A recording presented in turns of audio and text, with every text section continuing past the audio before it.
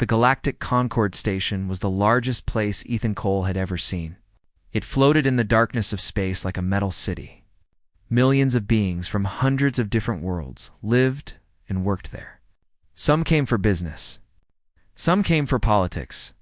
And some, like Ethan, came because they had nowhere else to go. He sat alone in the mess hall on level 7. This was the lower deck, the cheap part of the station where merchants, refugees, and unlucky travelers ate their meals. The air smelled like oil and strange spices. Voices in dozens of languages filled the room. Aliens of every shape and color sat at long metal tables, eating and talking. Ethan was not talking to anyone. He stared at his food tray and tried not to think about his problems. 3 days ago, pirates had attacked his cargo convoy. He barely escaped with his life. His ship was damaged and he lost everything he was carrying. Now, he was stuck on this station, waiting for replacement parts that he could not afford. He had exactly 18 credits to his name. That was enough for 1 meal a day, maybe 2 if he was careful. The protein rations on his tray did not look good. They were gray and tasteless. But Ethan had eaten worse things in his life. He was a human, and humans learned to survive with very little. He picked up his fork and started eating. That was when he noticed her in the far corner of the mess hall. A figure sat alone at an empty table. The figure wore a dark cloak with the hood pulled up, hiding their face. They sat very still, watching the room with careful eyes. Ethan kept eating, but he also kept watching. There was something strange about this person. The way they held themselves. The way their hands gripped the edge of the table. They were hungry. He could see it in the small movements they made every time someone walked past with food, but they had not ordered anything. They just sat there watching others eat. The hood slipped a little, and Ethan saw a glimpse of the face underneath. Lavender skin. Silver eyes that seemed to glow softly in the dim light. Pointed ears marked with small geometric tattoos. Ethan felt his heart skip. He knew that species. Everyone in the galaxy knew them. Lara. The Volari were the rulers of the Ascendancy. It's one of the most powerful empires in known space. They were famous for their beauty, their intelligence, and their complete lack of what humans would call kindness. The Volari believed that everything had a price. Nothing was free. Every gift was a transaction. Every favor was a debt. Most humans avoided them. The Volari thought humans were primitive and emotional, like children who never grew up. But right now, Ethan did not see a powerful alien from a mighty empire. He saw someone who was hungry and afraid. He looked down at his tray. Half the protein rations were still there. His stomach growled, reminding him that this was all he would eat today. He thought about it for exactly 3 seconds. Then he stood up, walked across the mess hall, and placed his tray in front of the cloaked figure. "Looks like you need this more than I do," he said. The hood moved. Silver eyes stared up at him with complete shock. The Volari woman, because he could see now that she was female, looked at the food like it might explode. "What do you want in return?" she asked. Her voice was soft and musical, but there was fear underneath it. "Ow." "Nothing," Ethan said. "Just eat." He turned and walked back to his seat. He did not look at her again. He simply sat down and finished the small amount of food still on his tray. Behind him, he could feel her eyes on his back. He imagined she was trying to figure out his game. What was his plan? What did he really want? The Volari always thought like that. They could not understand the idea of giving something for free. But Ethan was human. And humans did things like this all the time. They helped strangers. They shared food with people they did not know. It was simply what they did. He heard a small sound from the corner. A soft gasp, like someone tasting something wonderful for the first time. He smiled a little and did not turn around. Minutes passed. Ethan finished his meal and was thinking about leaving when the mess hall doors slid open with a loud hiss. 2 soldiers walked in. They were Volari. Tall and strong, wearing tactical armor that gleamed under the lights. Their faces were hard and cold. They moved through the room like predators, scanning every table, every face. Ethan saw the cloaked woman freeze. Her whole body went stiff. She pulled her hood tighter and lowered her head. The soldiers were looking for someone. They were looking for her. Ethan did not know why. He did not know what she had done or who she was. But he knew fear when he saw it. And this woman was terrified. The soldiers moved closer to her corner. In a few seconds, they would see her. Ethan made a decision. He stood up, grabbed his empty tray, and walked directly into the path of the first soldier. He crashed into the armored alien with a loud clatter, sending his tray flying. "Oh, sorry," he said loudly. "My fault. Completely my fault. These floors are slippery, you know? Someone should fix that." The soldier growled something in Valari. It did not sound friendly. "Yeah, I don't speak that," Ethan said with a stupid grin. "But hey, no harm done, right? Nice armor, by the way. Very shiny." By the time the soldiers pushed past him, the cloaked woman had slipped out through a side door. Ethan watched the soldiers search the room for a few more minutes before they gave up and left. Then he calmly walked out through the same side door. He found her waiting in a narrow service corridor. The lights here were dim, and pipes ran along the ceiling. It was the kind of place where people went when they did not want to be found. She had pushed back her hood. He could see her face clearly now. She was beautiful in a cold, perfect way, like a statue made of ice. But her eyes were warm with something he did not expect. Gratitude. "Why did you help me?" she asked. "You do not know me. You do not know what I have done." "I know you were hungry," Ethan said, "and I know those soldiers were going to hurt you." "That is not enough reason. It is for me." She stared at him for a long moment. Her silver eyes searched his face like she was looking for something hidden underneath. "You are different," she whispered finally. "I have never met anyone like you," Ethan shrugged. "I get that a lot." More footsteps echoed in the distance. The soldiers were still searching. The woman moved closer to him. "I need your help. I know I have no right to ask. I have nothing to offer you. But I am in danger, and you are the only person who has shown me any kindness." Ethan thought about his damaged ship, his empty wallet, his complete lack of any plan for the future. He should say no. This was not his problem. Whatever trouble this woman was in, it had nothing to do with him. But she had looked so hungry, and she was still afraid. "What kind of help?" he asked. "I need to escape this station. People are trying to kill me." "What people?"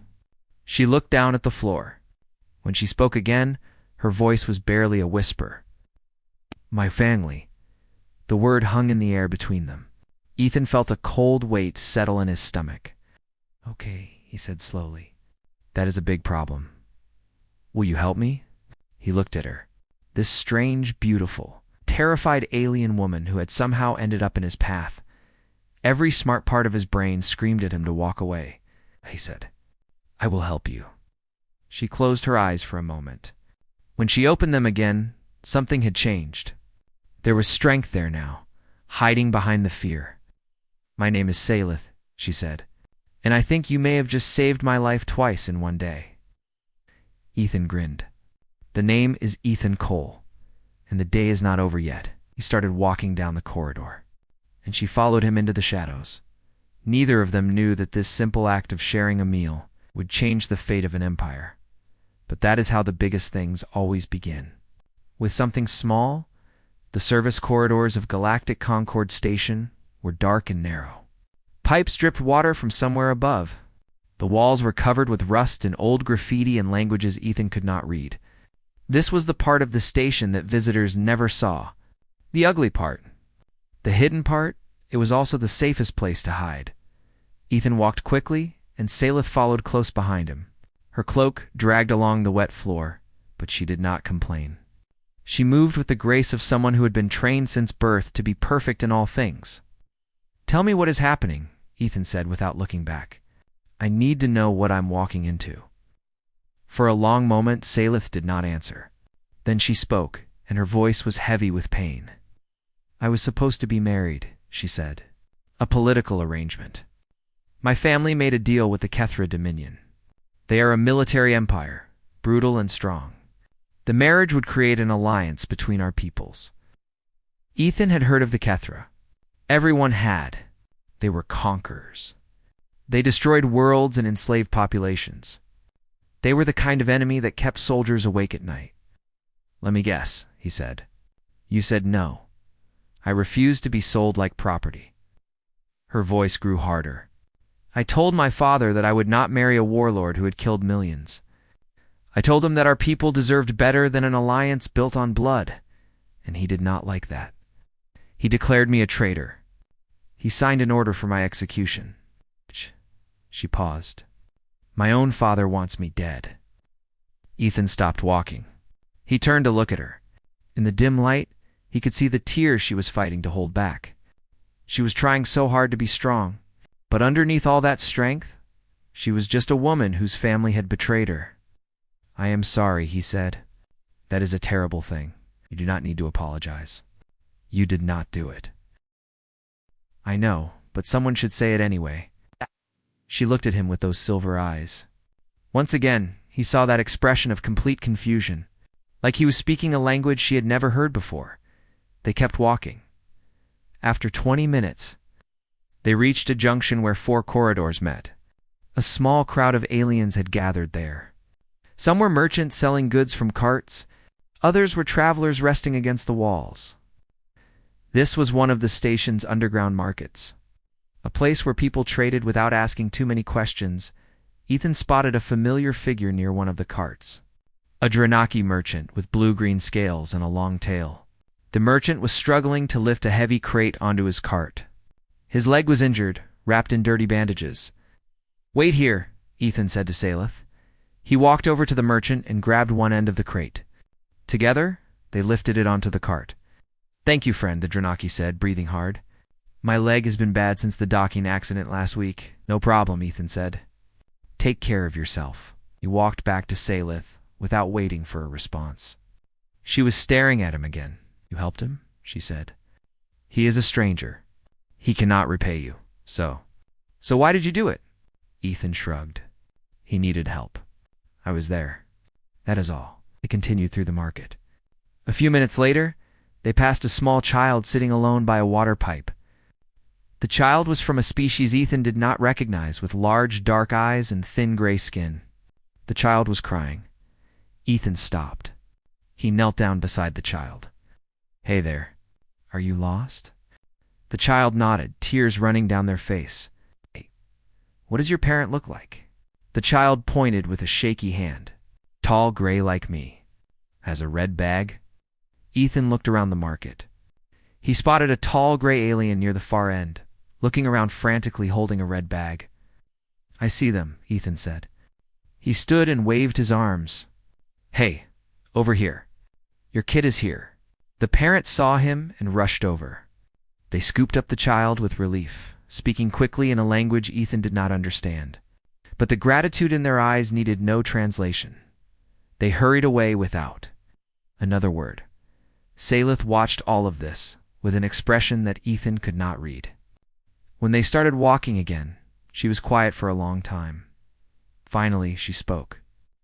"Among my people, what you just did would be considered foolish. Helping those who cannot help you back is seen as weakness. It invites others to take advantage of you." "Maybe," Ethan said, "but I do not live like that." "How do you live?" He thought about it. "My mother used to say that kindness is like a fire. If you keep it to yourself, it eventually goes out. But if you share it, if you pass it to others, it grows. It spreads. It lights up the darkness." "That is a beautiful idea," Salith said softly. "But is it true?" "I think so. Every person I help might help someone else, and that person helps another. It goes on and on like ripples in water. You cannot always see the end of it, but that does not mean it is not real." She did not respond. But he could tell she was thinking about his words. They reached the lower docking bays an hour later. These were the oldest parts of the station, used by smugglers and cargo haulers who did not want official records. Ethan knew this area well. He had done business here many times. Docking Bay 14 was at the end of a long corridor. A battered ship sat inside, covered with patches and rust. It looked like a garbage hauler, because that was exactly what it was. A large alien stood beside the ship. He had 4 arms, gray skin covered with scars, and a face that looked like it had been hit by many fists. His name was Grix, and he was one of the few friends Ethan had in this part of space. "Ethan Cole," Grix said, his voice like rocks grinding together. "You look like trouble." "I am always trouble. Can you get us off this station?" Quietly, Grix looked at Salith. His eyes narrowed. "Who is this?" "A friend." "Since when do you have friends who look like royalty?" "Since today." "Can you help us, or not?" Grix was silent for a moment. Then he nodded slowly. "You helped me once, Ethan. When my ship broke down and I had no credits. You fixed my engine and asked for nothing? I told you then that I would repay that debt someday." He stepped aside and gestured to the ship. "Today is that day. Get on board. We leave in 5 minutes." They hurried toward the ship. Ethan allowed himself to feel a small bit of hope. Maybe they would actually make it. Then the alarm started. Red lights flashed along the corridor. A loud siren filled the air. Heavy footsteps echoed from behind them. Ethan turned. The 2 Valari soldiers from the mess hall stood at the entrance of the docking bay, but they were not alone. A dozen more soldiers stood behind them, all armed with plasma rifles, and in front of them stood a tall female Valari with cold golden eyes and a face like carved stone. She wore the uniform of a high commander. "Princess Salith Vanera," the commander announced, her voice echoing through the bay. "By order of the Valari Ascendancy, you are to be returned for judgment. Resistance will be met with lethal force." Ethan felt his blood go cold. He turned to look at Salith. "Princess," he said. She closed her eyes. "I was going to tell you when. After we escaped? Before we died? I feel like that is important information. I did not want you to treat me differently." The commander raised her hand. "The human will be executed for harboring a fugitive of the Ascendancy. Surrender now, and his death will be quick." Ethan looked at the soldiers. He looked at their weapons. He looked at the garbage ship behind him. Then he looked at Grix. "How fast can this thing move?" Grix smiled, showing rows of sharp teeth. "Fast enough, then start the engines." Ethan grabbed Salih's hand and ran for the ship. Plasma bolts screamed past them, burning holes in the metal floor. Grix was already inside, and the engines were roaring to life. They dove through the cargo door just as it started to close. The ship lurched forward, throwing them against the wall. "Ice, hold on." Grix shouted from the cockpit. The garbage scow blasted out of the docking bay, tearing through the station's exit shields with a shower of sparks. Behind them, Ethan could see 2 Valari interceptors launching in pursuit. Salith lay on the floor beside him, breathing hard. Her silver eyes met his. "I am sorry," she said. "I should have told you the truth." Ethan laughed, even though nothing was funny. "You are a princess. Your family wants to kill you. And now an entire empire wants to kill me too." "Yes, okay." He pulled himself up and looked toward the cockpit. "Grix, we have company." "I noticed." "Get on the guns." Ethan started moving. Then he stopped and looked back at Salith. "For the record," he said, "I would have helped you anyway, princess or not." Then he ran to the guns, ready to fight for a woman he had met only hours ago, because that was what humans did. They helped people, even when it was dangerous, even when it made no sense, and sometimes that made all the difference. The garbage scow shook violently as plasma fire exploded around it. Ethan gripped the handles of the old gun turret and tried to aim at the Valari interceptors chasing them. The targeting screen flickered and buzzed. Sparks flew from broken wires above his head. "These guns are older than my grandfather," he shouted. "Then shoot like your grandfather," Grix yelled back from the cockpit. "With wisdom and patience. My grandfather was a farmer. He shot at birds." Another blast hit the side of the ship. The lights went out for a second, then came back on. Salith was strapped into a seat behind Ethan, holding on with white knuckles. Her face was pale, but she did not scream. She watched everything with wide silver eyes. Ethan squeezed the trigger.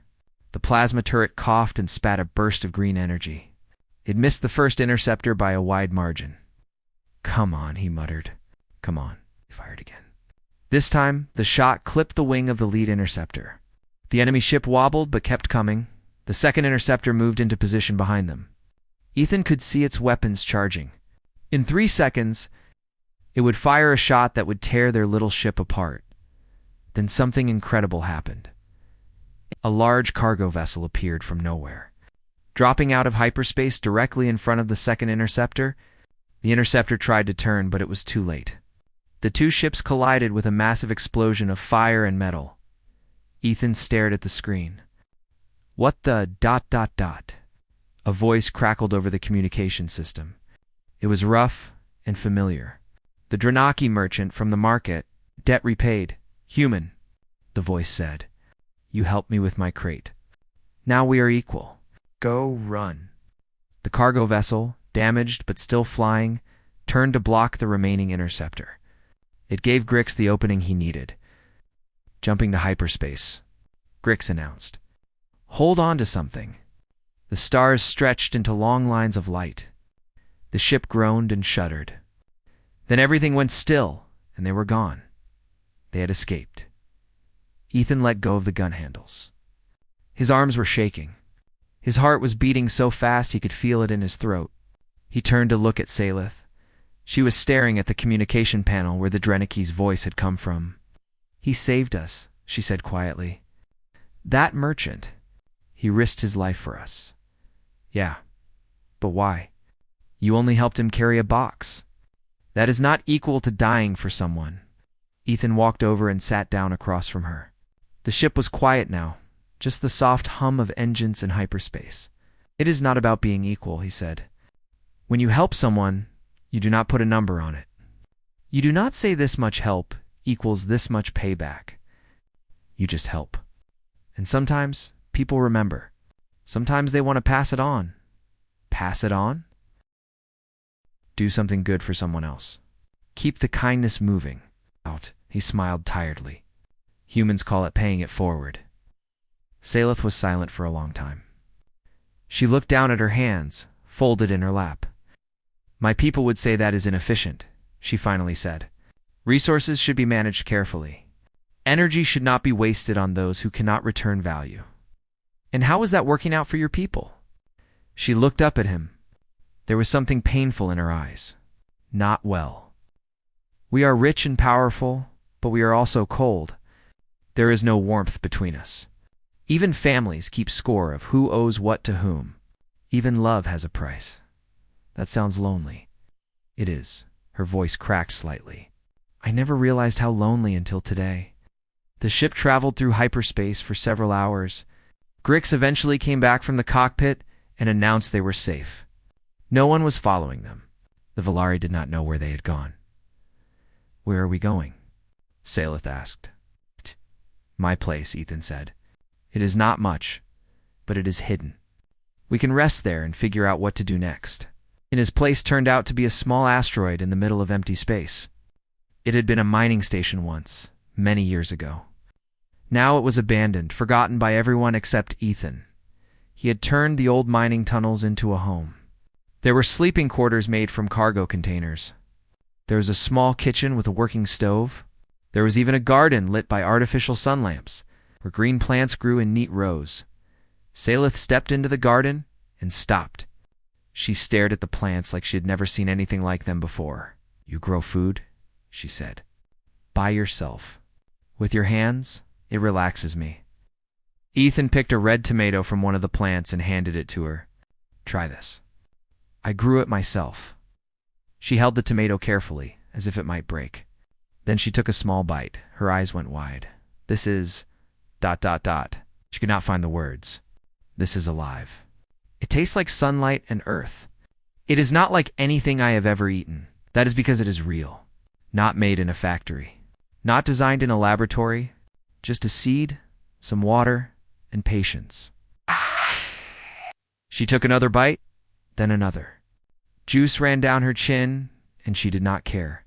For a moment, she did not look like a princess. She looked like a person discovering something wonderful for the first time. That night, They sat by a large window that looked out at the stars. The galaxy stretched before them, billions of lights in the darkness. Ethan had made a simple meal from his garden, and they ate together in comfortable silence. Finally, Salith spoke. Your species is considered young and primitive. Your technology is not advanced. Your empire is small. Yet everywhere you go, people remember you. They help you. Why? Ethan thought about the question for a while before answering. We almost destroyed ourselves once, he said. Long ago, on our home planet, we had wars that killed millions. We poisoned our air and water. We came very close to the end. How did you survive? By helping each other. That is the only way we made it. He looked at her. Humans are not the strongest species in the galaxy. We are not the smartest. We do not live the longest. But we understand something that many others do not. What is that? No one survives alone. We need each other. The person you help today might save your life tomorrow. The stranger you feed might become your greatest friend. Kindness is not weakness.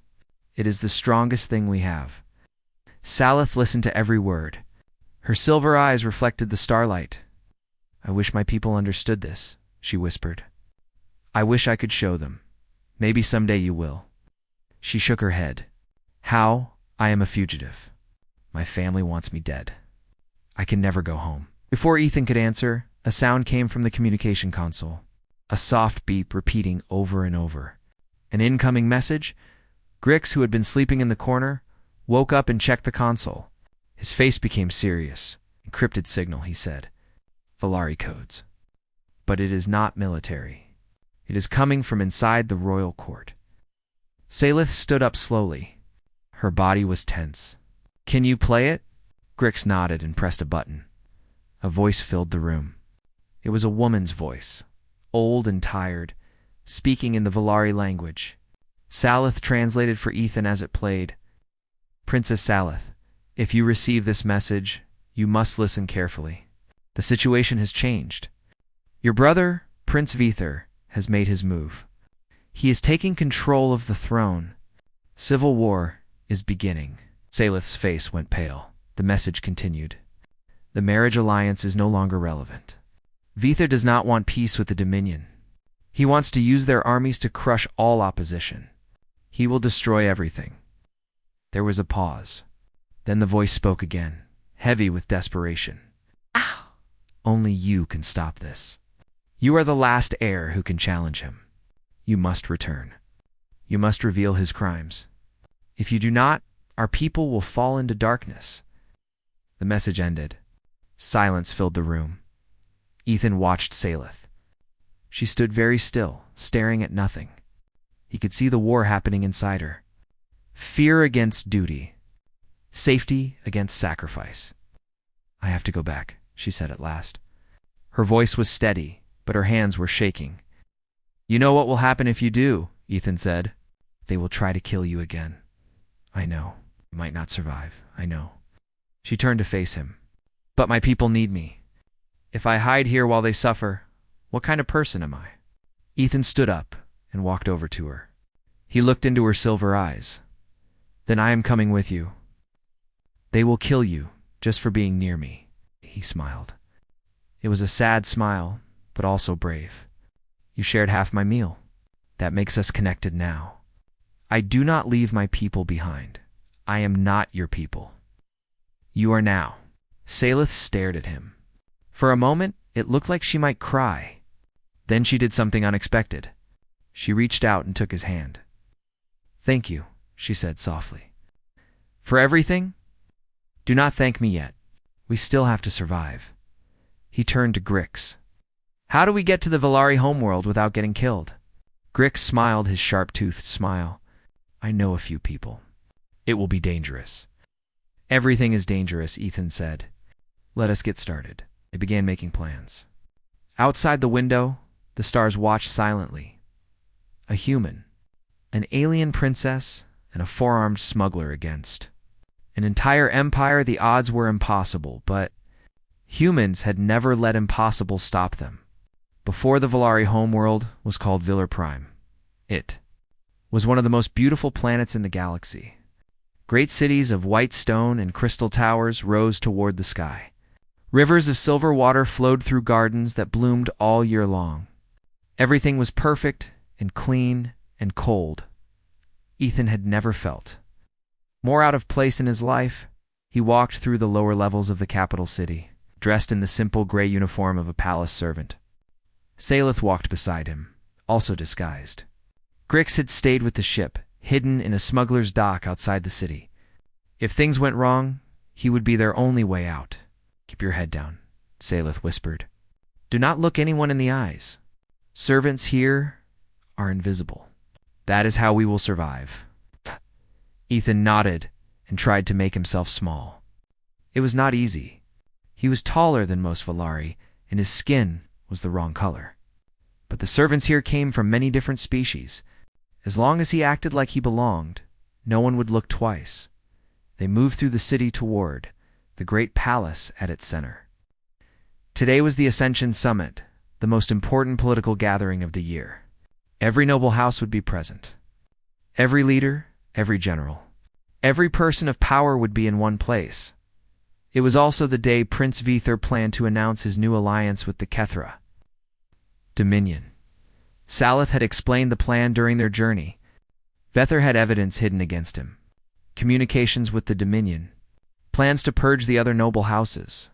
Proof that he had ordered Salith's death, not because she refused the marriage, but because she had discovered his secret dealings. If they could reach the summit and present this evidence, the council would have to act. Vithar would be arrested. The alliance would be broken. If they failed, they would both die. No pressure, Ethan had said when she told him. Now they were inside the palace walls. The building was enormous, larger than anything Ethan had ever seen. The halls were made of white marble that glowed softly from within. Paintings and sculptures lined every corridor. Music played from somewhere far away, beautiful and sad. But Ethan noticed something else. He watched the servants as they passed. Their heads were always down. Their steps were quick and silent. None of them spoke to each other. None of them smiled. They were afraid. As they walked through a narrow service corridor, Ethan saw something that made him stop. A young servant, barely more than a child, had dropped a tray of crystal glasses. The glasses shattered on the floor, making a terrible sound. A noble stood nearby. He was tall and thin, with golden eyes and a cruel mouth. He looked at the broken glasses, then at the servant. "That will be deducted from your wages," he said coldly. He tapped his datapad. 3 months of earnings. "Perhaps that will teach you to be more careful." The young servant began to cry. "Please, sir, my family needs that money. My mother is sick. That is not my concern." The noble walked away without another word. The servant fell to their knees and began picking up the broken glass with shaking hands. Ethan felt something hot rise in his chest. He took a step forward. Salith grabbed his arm. "Do not," she hissed. "You will expose us." He looked at her. Then he looked at the crying servant. "I cannot just walk past," he said quietly. "You must. The mission is more important." Ethan knew she was right. He knew the smart thing was to keep walking. One servant's pain was small compared to an entire empire, but he could not do it. He pulled away from Salith and walked over to the servant. He knelt down and began helping to pick up the broken glass. The servant looked up at him with shocked eyes. "What are you doing?" "Helping," Ethan said simply. "But you will get in trouble. If someone sees ... then we better be quick." Together, they gathered all the broken pieces. Ethan cut his hand on a sharp edge, but he did not stop. When they were finished, he gave the servant a small smile. "It will be okay," he said. "Things get better." The servant stared at him like he had spoken magic words. Then, very slowly, they smiled back. It was a tiny smile, barely there at all, but it was real. Ethan stood and walked back to Salith. She was watching him with an expression he could not read. "That was foolish," she said, probably. "Could have ruined everything." "I know." She was quiet for a moment. Then she said something that surprised him. It was also beautiful. They continued. Toward the summit chamber, But Ethan did not know that the young servant was watching him go. He did not know that the servant would remember this moment for the rest of their life. He did not know that they would tell others about the strange servant who helped them for no reason. Small ripples were already spreading. The summit chamber was the largest room Ethan had ever seen. It was shaped like a great bowl, with seats rising in circles around a central platform. Hundreds of nobles sat in those seats, dressed in clothes that cost more than Ethan would earn in a lifetime. Guards stood at every door, weapons ready. On the central platform stood Prince Vithar. He was handsome in the cold way that all Valari were handsome. But there was something wrong with his eyes. They were empty, dead. The eyes of someone who had stopped caring about anything except power. He was speaking to the crowd, his voice smooth and confident. Today marks a new beginning for our people. The alliance with the Kethra Dominion will make us stronger than ever before. Together, we will bring order to the galaxy. Together, we will be unstoppable. Salith and Ethan had slipped into the chamber through a servant's entrance. They stood in the shadows near the back, waiting for the right moment. "Are you ready?" Ethan asked. Salith took a deep breath. Her hands were trembling, but her eyes were steady. Yes. She stepped out of the shadows and walked toward the platform. For a moment, no one noticed her. She was just another figure in gray moving through the crowd. Then someone recognized her face. Then another. Whispers spread like fire. "The princess, ... She is alive, ... Vithar stopped speaking. His dead eyes found his sister, and something ugly twisted in his face. "Guards," he shouted. "Seize her. She is a traitor." The guards moved forward. But Salith did not run. She climbed onto the platform and faced the crowd. "I am Princess Salith Venera," she announced, her voice ringing through the chamber. "And I have evidence of true treason. Not mine, but my brother's." She held up a small data crystal. "On this crystal are communications between Prince Vithor and the Kethra Dominion. He does not want an alliance. He wants to sell our people into slavery. He wants to use Dominion soldiers to kill every noble who opposes him. He ordered my death not because I refused a marriage, but because I discovered his plans." The chamber erupted into chaos. Nobles shouted questions. Guards hesitated, unsure what to do. Vithar's face twisted with rage. "Lies," he screamed. "She is lying. Kill her." One guard raised his weapon. He pointed it at Salith. Ethan did not think. He ran. He crossed the platform in 3 steps, threw himself in front of Salith, just as the guard fired. The plasma bolt hit him in the shoulder. Pain exploded through his body. He spun and fell to the ground. "Ethan!" Salith screamed. She dropped to her knees beside him. Blood was spreading across his gray uniform. His face was pale, but his eyes were open. "Worth it," he whispered, trying to smile. "Told you. Humans are stubborn." The chamber went silent. Every eye was on the human who had just taken a shot for the princess. A servant, nobody, a member of a species they considered primitive and weak, and he had been willing to die for her. The young servant from the corridor was watching from the back of the room. They remembered the human who helped them pick up broken glass. Now that same human was bleeding on the floor, wounded because he protected someone else. The servant made a decision. They stepped forward. "I saw everything." They shouted. "The prince's guards tried to murder the princess. The humans saved her." Other servants began to step forward too. Then some of the lesser nobles. Then more and more voices joined the cry. "Rest the prince. He tried to kill her. The human is a hero." The tide had turned. Vithar looked around at the crowd that was now against him. He tried to run, but the guards blocked his path. Different guards. Guards who had chosen a new side. "Vithar Venera," a council elder announced. "You are under arrest for treason against the Ascendancy." They dragged him away, screaming threats and curses, but Ethan did not see any of it. His vision was going dark. The last thing he saw before he passed out was Salith's face above him, tears streaming down her cheeks. "Stay with me," she begged. "Please, stay with me." He wanted to say something clever. Something funny. But the darkness took him before he could find the words, and in that great chamber, surrounded by aliens who had always believed humans were weak, one simple truth became clear.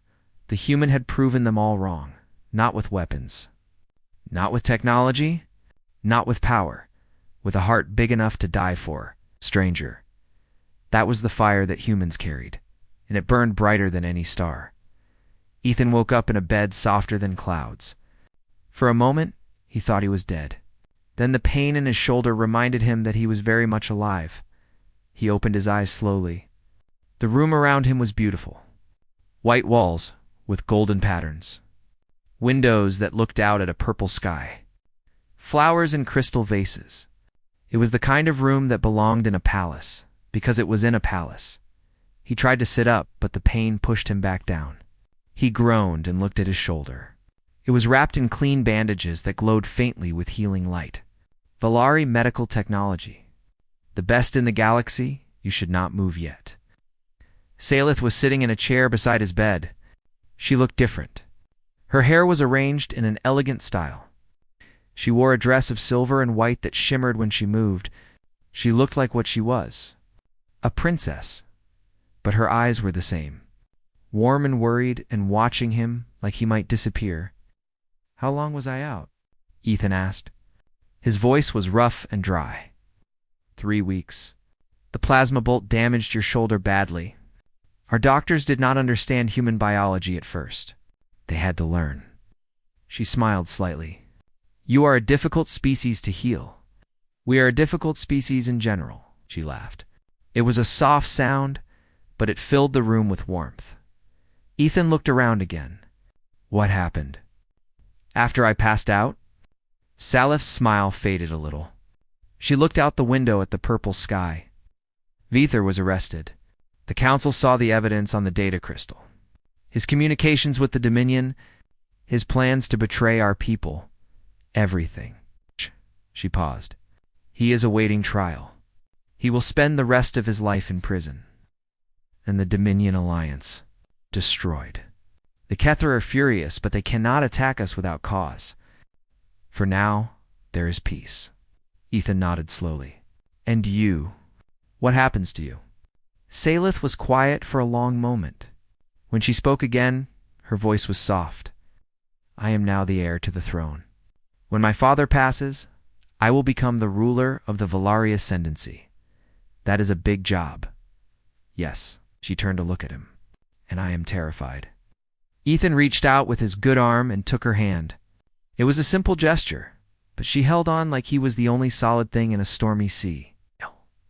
You will be a good ruler, he said. Better than anyone before you. How do you know? Because you care. You actually care about people. That is rare. That is special. Tears formed in her silver eyes. She blinked them away and squeezed his hand tighter. Over the next few weeks, Ethan healed. The Valari doctors were amazed by how quickly his body recovered. Humans, they discovered, were remarkably tough.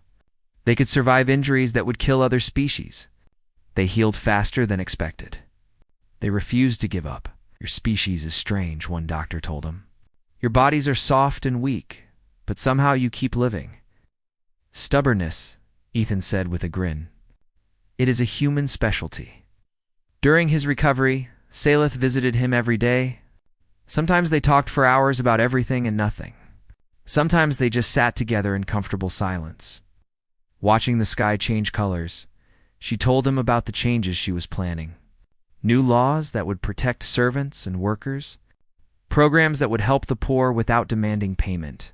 A complete transformation of how the Velar treated each other. I want to teach my people what you taught me, she said one evening. About kindness. About helping others without expecting anything in return. About the ripples that spread when you do good things. That is a big change. Your people have lived the other way for thousands of years. Many will resist. Many will say, I am weak and foolish. She looked at him with determination in her eyes. But I do not care. I have seen a better way. I cannot unsee it, Ethan smiled. You really are different from when I met you. You made me different. You showed me that there is more to life than transactions and debts. I need a word for it.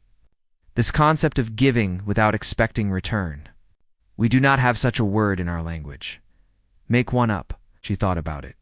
Then she smiled. Ethani, she said. It means gift without expectation. Free kindness. Love that does not keep score. Ethan raised an eyebrow. That sounds a lot like my name. Does it? Her smile grew wider.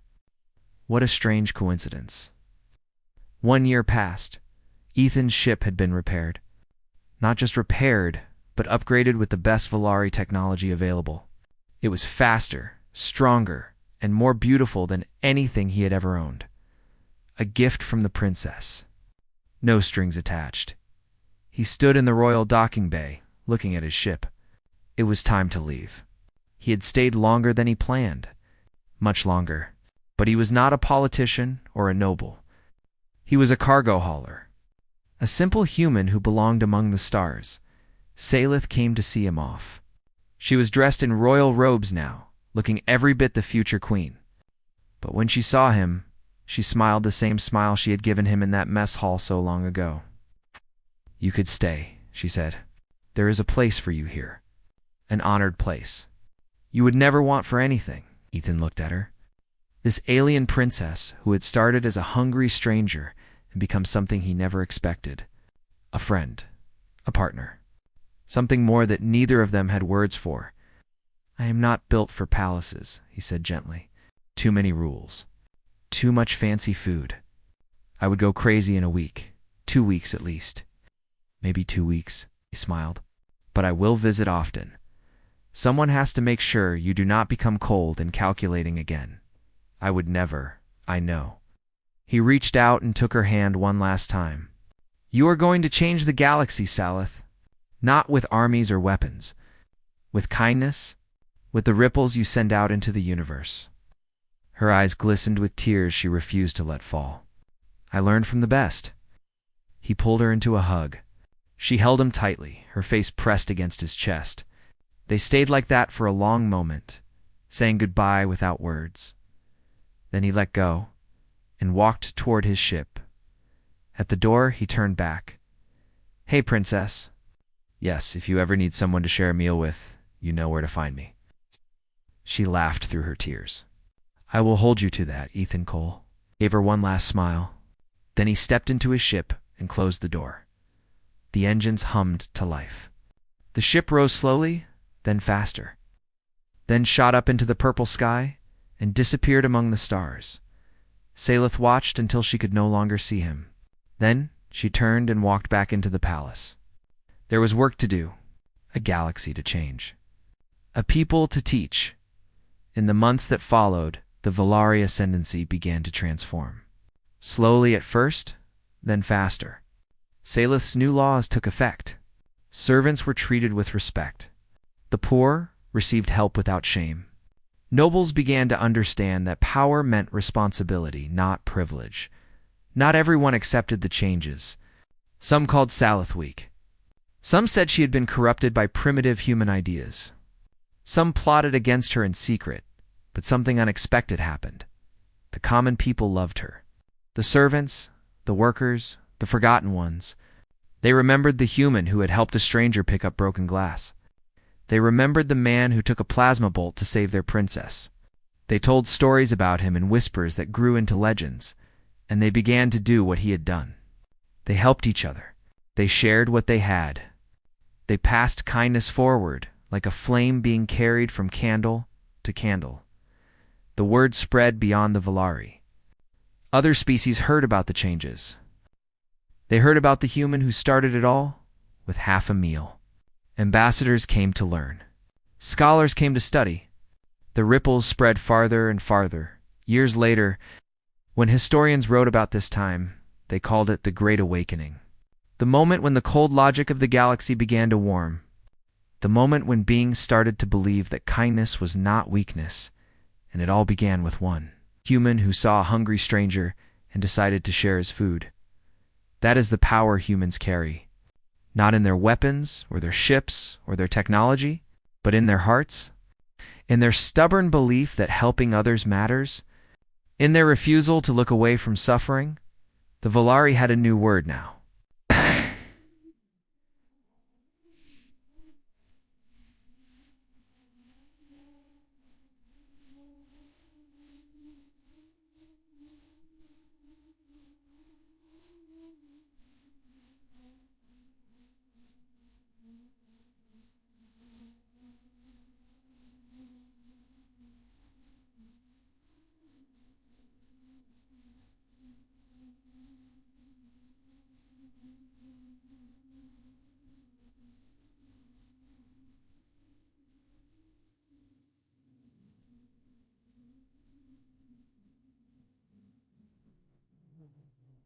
We direct.